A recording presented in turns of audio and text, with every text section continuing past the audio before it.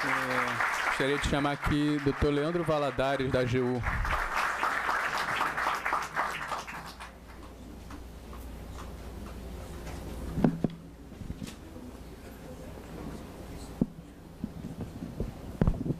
Boa tarde a todos. Nós já estamos entrando na última hora da audiência pública.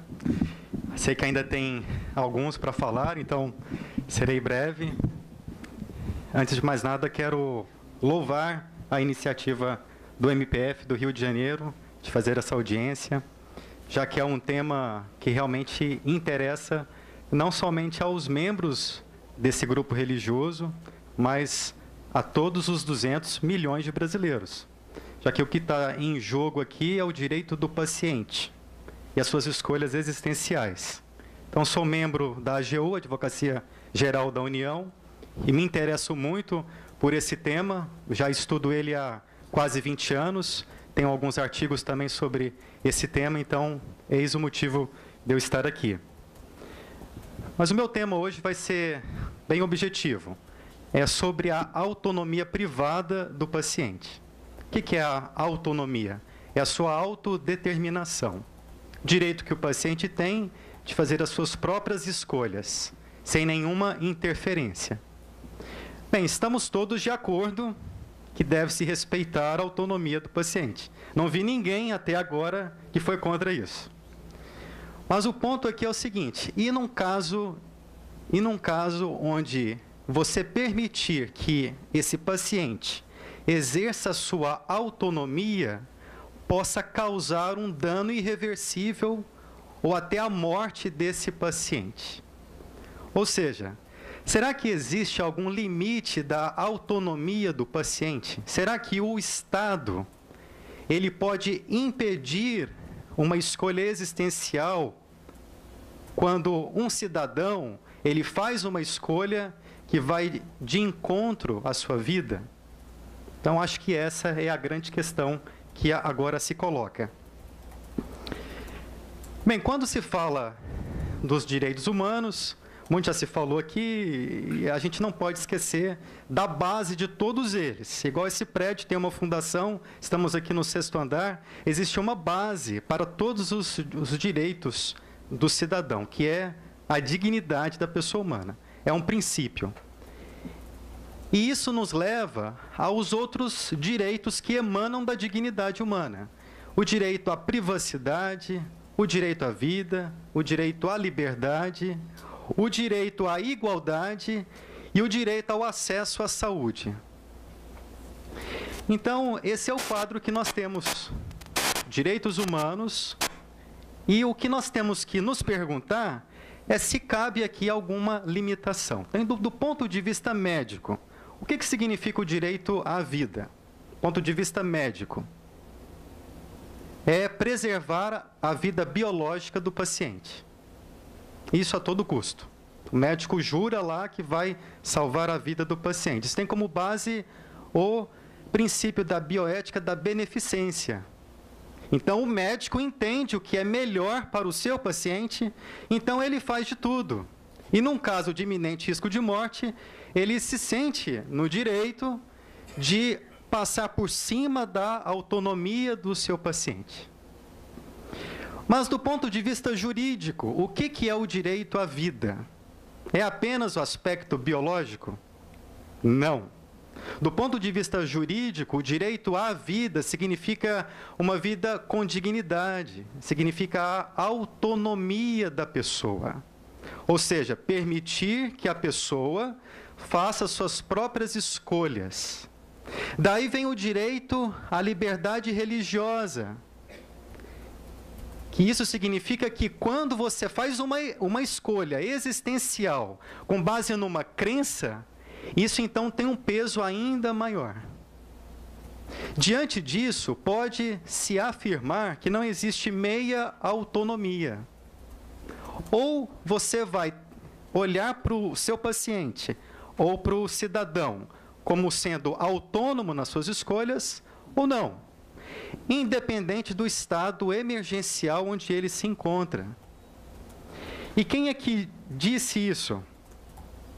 Foi o próprio ministro Luiz Roberto Barroso, aqui do Rio de Janeiro, né? Olha, achei tão interessante essa frase dele, quando ele fala que a transfusão compulsória viola, em nome do direito à saúde ou do direito à vida, a dignidade humana, que é um dos fundamentos da República Brasileira, não sendo permitido ao Estado impor procedimento médico recusado pelo paciente. E por que é assim? Porque nós temos o artigo 5º, inciso 2, que fala que ninguém pode ser coagido, obrigado a fazer algo, senão em virtude de lei.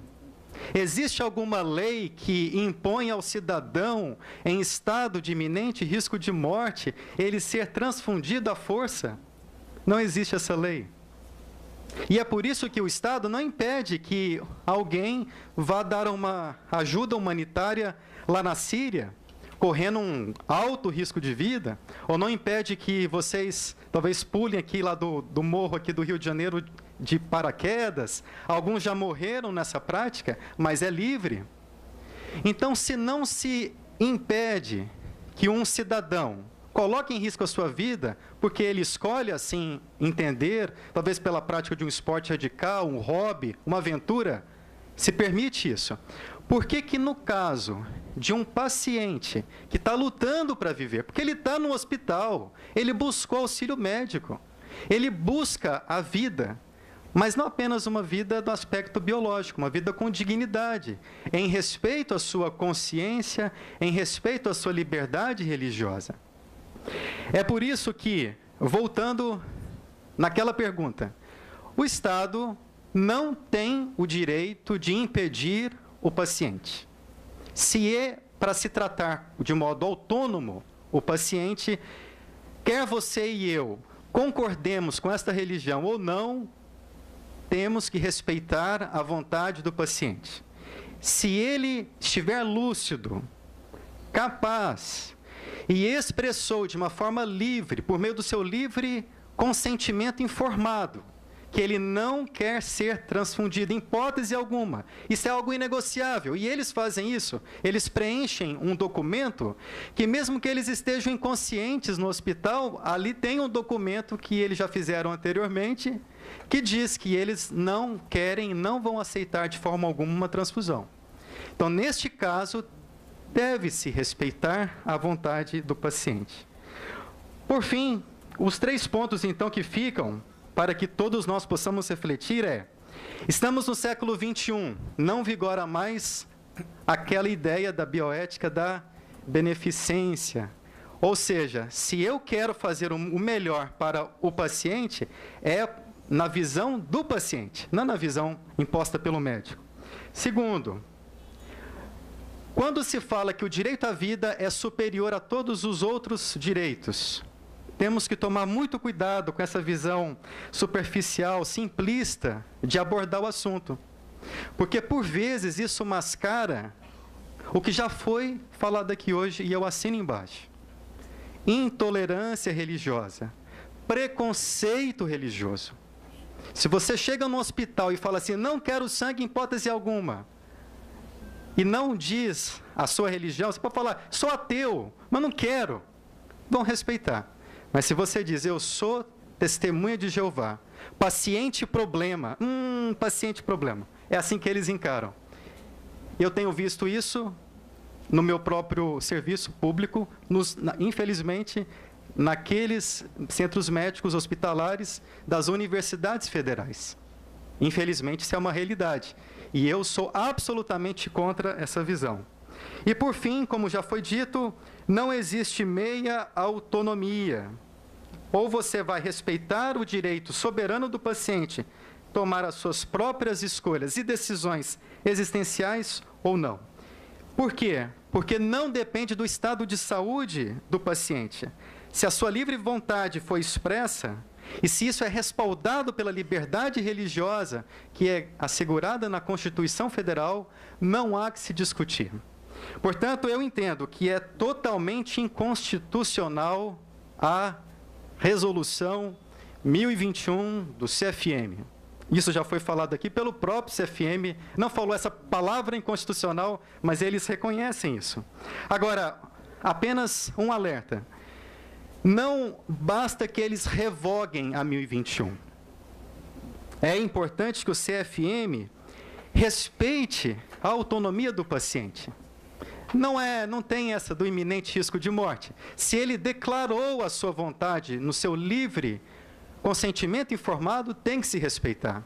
Esse salvo iminente risco de morte é quando o paciente ele não expressou a sua vontade. Aí o médico, é claro, que não vai perguntar para ele, você quer receber transfusão de sangue? Às vezes ele nem consegue falar na hora, está num estado de emergência. Aí sim, salvo iminente risco de morte, o médico não vai perguntar, não vai ouvir a opinião do paciente. Mas se ele expressou isso previamente, é necessário mudar. Portanto, eu espero que esta audiência pública, espero não, tenho certeza que essa audiência pública é um fato histórico. Acho que vocês sabem que nunca houve uma audiência pública com esse tema no Brasil. Louvo a iniciativa do MPF e espero que vocês alcancem bons resultados. Obrigado.